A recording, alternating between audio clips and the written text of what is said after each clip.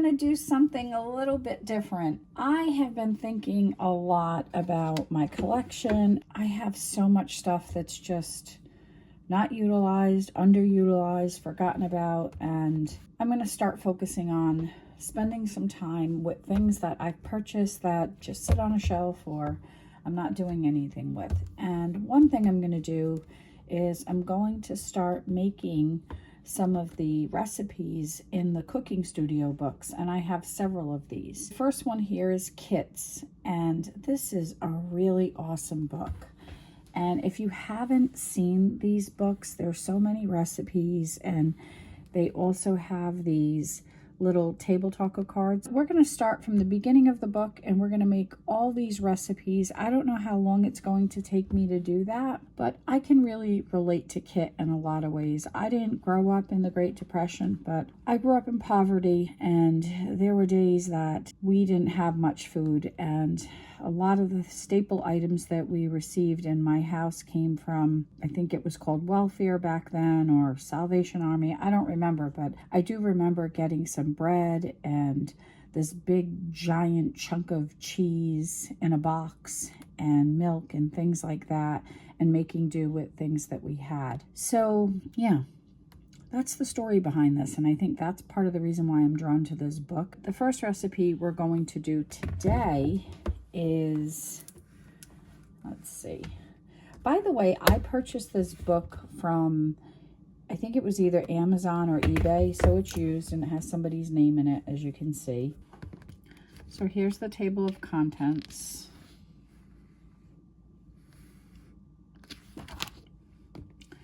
And let me read this. Kit's Kitchen. During the Depression, many families took in boarders or paying guests as a way to earn money. When Kit's father lost his job, Mother decided to take in boarders so that the Kitteridges could still make their monthly mortgage payment, the money they owed the bank for their house. Boarders paid the week or month for a room and meals with the family.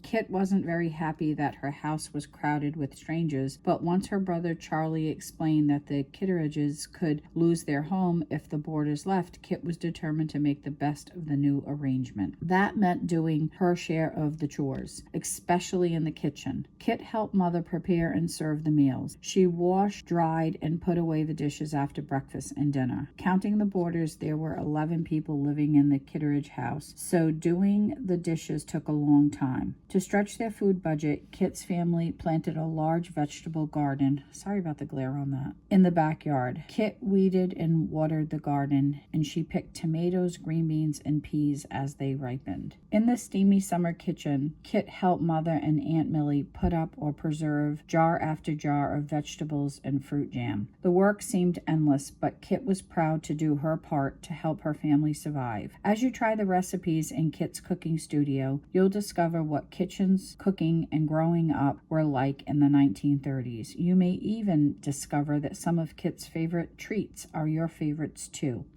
For millions of Americans, the Great Depression meant not having enough to eat. To survive, families like the Kitteridges learned to make do with what they had. They ate smaller portions, planted large vegetable gardens, and even raised chickens in their own backyard. Fresh eggs were nutritious, and they could also be sold or traded for other food or household items. Being thrifty was an important part of surviving hard times. Aunt Millie taught Kit to waste not, want not, by turning bruised fruit into mouth-watering pie and over-ripened vegetables into hearty soup. Families and neighbors helped each other as much as they could, but many people had to rely on charity.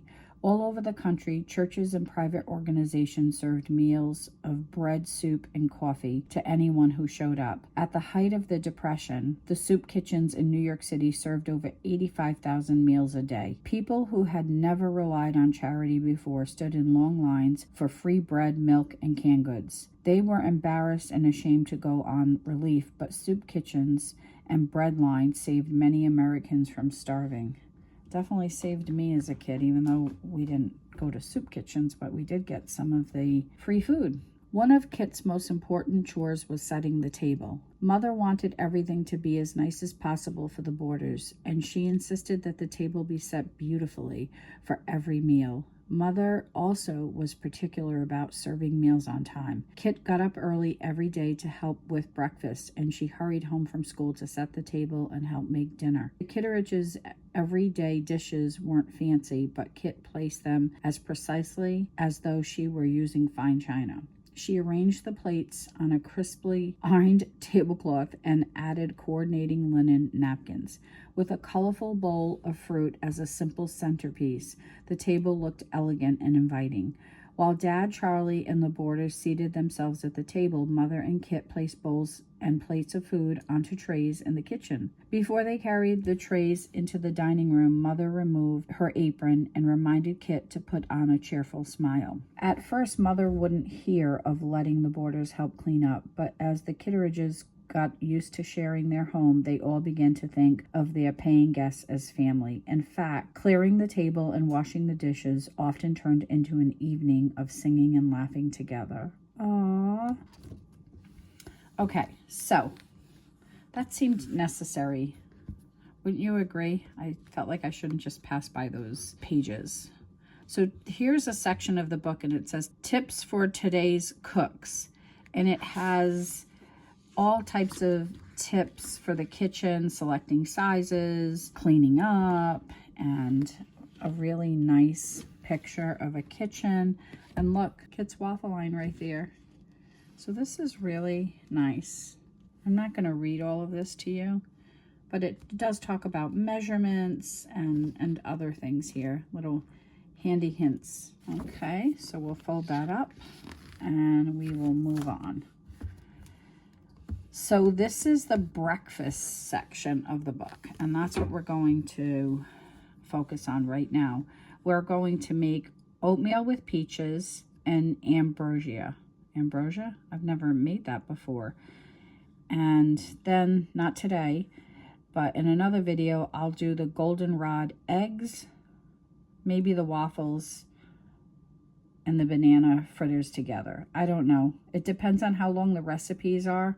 I might have to do one per video, or I could squeeze all three in, or just do two. I'm not too sure yet. We'll see. We'll see how that goes. Okay, let's read the next page. Breakfast. Mornings got off to a fast start at the Kitteridge house. Mother was up first to start cooking breakfast. Charlie left early to get to his job loading newspapers onto trucks. Even on school days, Kit had chores to do before she joined Mother in the kitchen. As Kit gathered the laundry, she heard the boarders begin to stir. 11 people shared one bathroom, so everyone had to be quick with his or her turn. To make her chores more fun, Kit invented a few tricks. She put on Dad's dirty socks over her shoes and skated down the hallway to dust the floor. Then she slid down the banister, polishing it as she went. After that, it was time to help Mother make breakfast for the boarders. Mother had a few tricks of her own for stretching a little bit of food to feed a lot of people. She showed Kit how to cut the toast into triangles to make it look like there was more of it. Mother served oatmeal a lot because it was cheap, filling, and nutritious. She made it special by adding a peach slice to each serving. Treats like ambrosia or banana fritters added variety to the morning meal, and they were a good way to use fruit before it spoiled. On holidays and special occasions, Mother brought the waffle line right to the table, set it on a trivet, and made waffles for everyone. Aw, how nice is that? And look at that. Okay, so now we're going to get into cooking, and I am literally going to eat this oatmeal today for breakfast. We're going to make the oatmeal with peaches. So let me set this book aside and resituate my camera so that we can get started. We're definitely going to need a measuring cup. I have a can of peaches, and I have oats, big giant container, mainly because I really like oatmeal and I use it for the horses' treats as well. So you could see, wow, ooh, it's getting low here. I probably need another one of those soon. So we have water, obviously. We have some salt, so let me grab some salt. Oh, handy dandy Trader Joe's salt. And we're gonna get 2 cups of the oats. Oof, that's gonna be a lot. I'm not gonna eat it all. I'll just bring some to my neighbor. My neighbor Peg is actually 99 years old, so she clearly lived through this time period. And I bet you she'll really appreciate this, and I'm going to tell her why I made it and the reason behind it. Let's get this started. Let's get our 3.5 cups of water. So let me get the water, 1 second. Okay, the water is boiling. And now we're going to get our salt. How much salt do we need? 1/4 teaspoon. I'm just eyeballing this. Let's put some of that in a bowl, and we're going to put some of that in the pan. By the way, while I was getting set up for this video, I also found myself doing a little project here on the other side of the kitchen counter. So let me show that to you. So this is something I'm working on. I know I'm bouncing around, but we're going to wait for the water to boil. And I like this idea of bringing you into my life. So I hope you like it too. So anyway, this scene here was on a gift bag, and here's the top of the gift bag, and this is the bottom of the gift bag. And my youngest daughter, who's in college, received a gift in this bag, and she said, "Oh my God, I really like this so much. I would love to have this scene in a picture for my dorm." So I thought about it, and I said, okay, well, how can I make that happen? How can I get a part of this scene, because it is repetitive. All you have to do is look at the red house here and the red house here, and it just goes on and on. And then on the top here, it actually has holes that I covered for the string. So here's the holes, and this was on the other side. So what I did is I used a hole puncher, and I punched out holes, and then I filled up the holes here. And there's 4 of them, obviously. Then I put it on my printer, and here we go. So there's the print. So what I'm going to do is I'm going to cut this out, and it's Saturday today. I'm going to go to the store because I don't have to work and find a frame for this for her. But while I was doing that, you know, everything has to include my dolls, right? I decided to shrink the picture, and I came up with a couple of sizes, and here's one. If I can pick it up, here's one size, and it looks so nice, right? And here's another.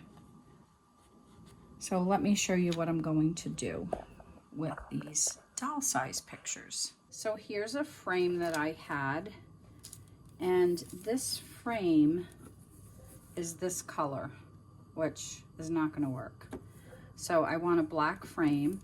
So I went and got my acrylic paint, which is almost out, so probably have to make a stop and pick up some more black paint.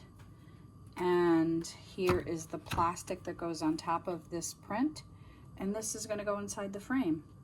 And I am in the middle of putting the finishing touches on a video that I will be posting tomorrow, and it's a video that captures my dolls having a party. And if you remember last Sunday, I posted a video of my dolls having a birthday party in honor of my best friend. Well, that was a pretty clean, vanilla birthday party. Well, when that party was over, Reba, being the ringleader, got everybody jazzed up about having a fun adult party. And remember, my dolls are adults. They're not children. They're not 8, 9, or 10 years old. And boy, oh boy, just wait until you see them. I posted some pictures on Instagram of them in their party outfits. So if you're interested in seeing that, you can head on over to Instagram.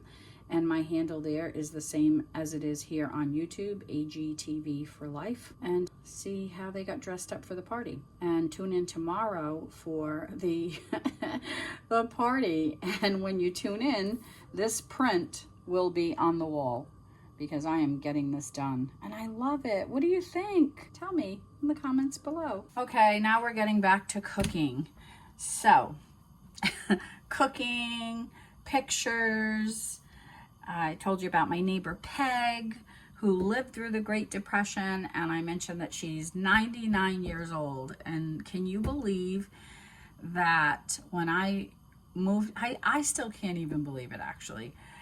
I have lived in my house for over 20 years, and I moved here as a single mom, scared as hell, purchasing a house all by myself. I had moved out of the Bronx, and I'll tell you, it's been a journey, and I have been a single mom for a long time. And honestly, it's quite fine. Don't feel bad for me. I'm quite happy.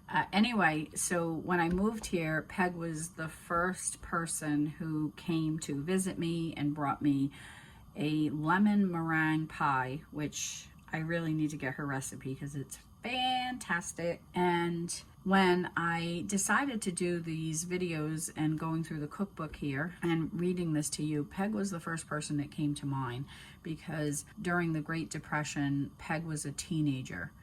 And I think the Great Depression ended in 1941. I'm not exactly sure. You can fact check me there. So at that time, Peg would have been 15 if my math isn't failing me, and I'm trying to do this stuff from the top of my head right now.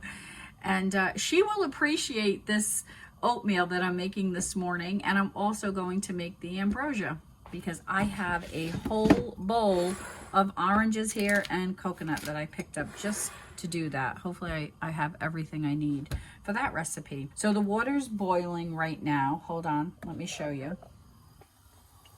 So it's boiling. We're gonna get ready to move to part 2 of the recipe. I measured 2.5 cups of old-fashioned oats, and we're going to put it in the pan. But first off, let me get a wooden spoon and we will head over to the stove.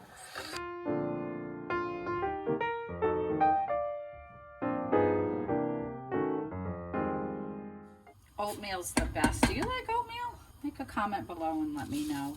Another thing I like is cream of wheat. Yummy. Cream of wheat is the best, along with oatmeal. I don't really eat this stuff too much now, mainly because Monday through Friday is work, and who has time to do all this? There's no time for that. So now we're going to follow the directions. We're going to cook this for 5 minutes. So this is where Alexa comes in handy. Alexa, set a 5-minute timer. 5 minutes, starting now. Alexa, you're the best. Well, now I feel corny, because you got me smiling from ear to ear. Okay, so I'm not going to have you watch this boil. Do you drink coffee in the morning? I do. Look, and I got my handy dandy UB cup, because that's the college my daughter goes to. Let's pause this, and I'll be right back when it's cooked. While we're waiting for the oatmeal to cook, my daughter's cat came downstairs. Chicky! Ah! The black one is Chicky, and the Maine Coon here, my ginger, is Rosie. Hi, Rosie! Rosie! Oh boy, it's looking good.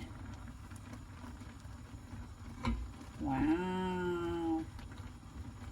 Maybe while we're waiting for this, we should open our can of peaches. So here's our peaches. And one thing we want to do is, if you ever used canned goods, and maybe you don't, but I still do, wipe the top, because it's been in the store, it's dirty, and when you put the can opener on it, you don't want whatever's here to go inside. So I just wipe the top down. And let's get a can opener. I have to dig in the drawer for this because I don't really use canned goods too often. But we've got our can opener. And we're going to open these.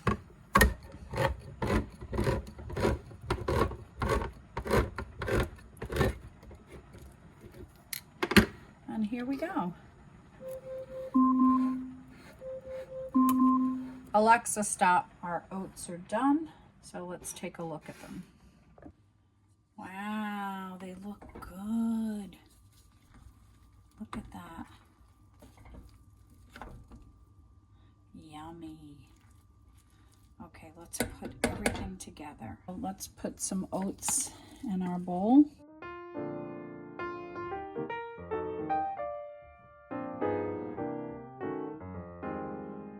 Now let's add our peaches.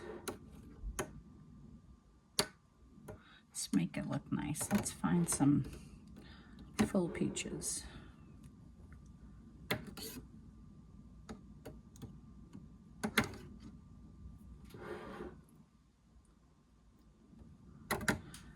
And there we have it.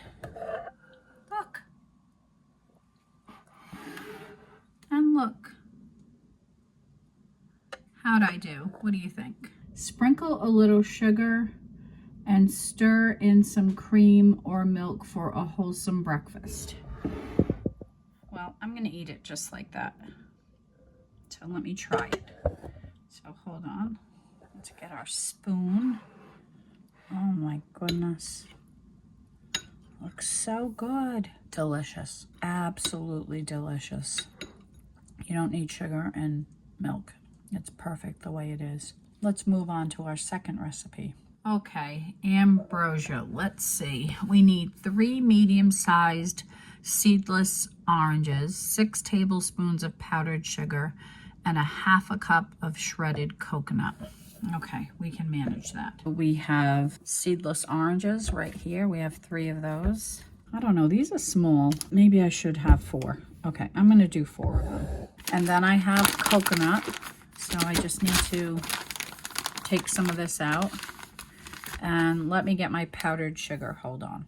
And here is my powdered sugar, confectioner's sugar.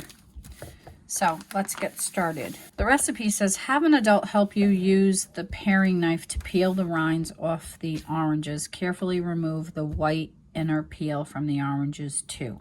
Well, we do not need an adult and we don't need a paring knife. So let me get a bowl and then we're going to work on peeling these oranges. So I'll be right back. Okay, the oranges are all peeled and we're gonna just put them aside for a second. And I found 2 small containers. I actually have a neighbor, Peg, I told you about, who's 99, so she's getting one. And I also have another neighbor, and his name is Edmund. He's a retired firefighter. Whenever I make food and I have extra, I usually bring him some too. So let's put some peaches in here, and then we'll come back to our other recipe. Is what's the saying? Waste not, want not. We are not wasting anything because I know Edmund and Peg will both love this oatmeal for breakfast. So I'm going to go put it at their doors and they will have a little breakfast. God, these peaches are good. I don't know how good it is because it's canned, but oh well, it didn't kill me. I ate canned everything my entire life. And let's throw some of that juice in there. Ooh, yummy. Oh boy, look at that. And we'll put the cap on it. And we have 1 for each of my neighbors. And what time is it right now? 6 a.m. I will soon bring this over to them. Okay, now let's get back to our recipe. So we have our oranges, and what's the next thing we do? Line the bottom of a serving dish with orange sections. Sprinkle on some of the powdered sugar and coconut. Continue layering sugar and coconut until the dish is filled. Well, I'm not going to do that. What I'm going to do is I'm going to open the powdered sugar and I'm going to sprinkle some of it here in the bowl and sprinkle the coconut, and we're going to call it a day because I'm not going to line it in a whole bowl. So let's get a spoon and we'll put some powdered sugar in there. I'm not measuring it either, obviously. Let's cut the coconut bag open.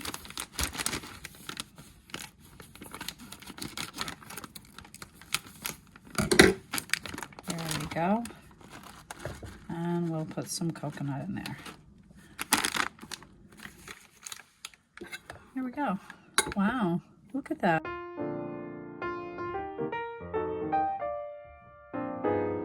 Oh, that looks so good. Let me try it. So good.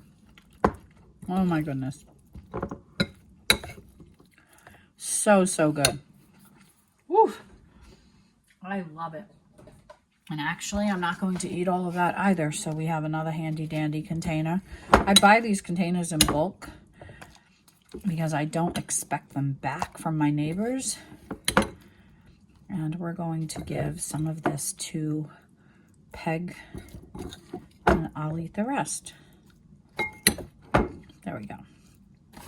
This I'll keep for myself, and it's delicious. Look at this. Wow. Well, that's the end of Joe's cooking show this morning. And eventually I'll get to the table talkers and go through some of this other stuff. I hope you enjoyed this video. Let me know if you liked it, if you are looking forward to a series of cooking videos and chit chat. And I'm going to get my jacket on and head over and drop off these goodies for my neighbors. So come take a walk with me. Okay, here we are. We have the goodies, and you're going to take a walk with me to my neighbor's house. So this is the first neighbor. This is Peg's house. And we're going to leave it here on the air conditioner. She lives with her daughter and son, and they know to check on there for goodies from me. And my other neighbor is here across the street. And let's see. Thank you for joining me this morning. I'm going to do very little editing because if I do too much, I'll never get this video posted. So please excuse me if I repeat myself or don't pronounce things properly or who the hell knows what. So this is my other neighbor's house, and this door is always unlocked. And I usually leave stuff for him right here. So there we have it. And I close the door slowly so it doesn't wake him up. There we go. So we're all set. And now I'm going to go upload this video so that you can watch it. And I hope you enjoy it. Have a good day, everyone.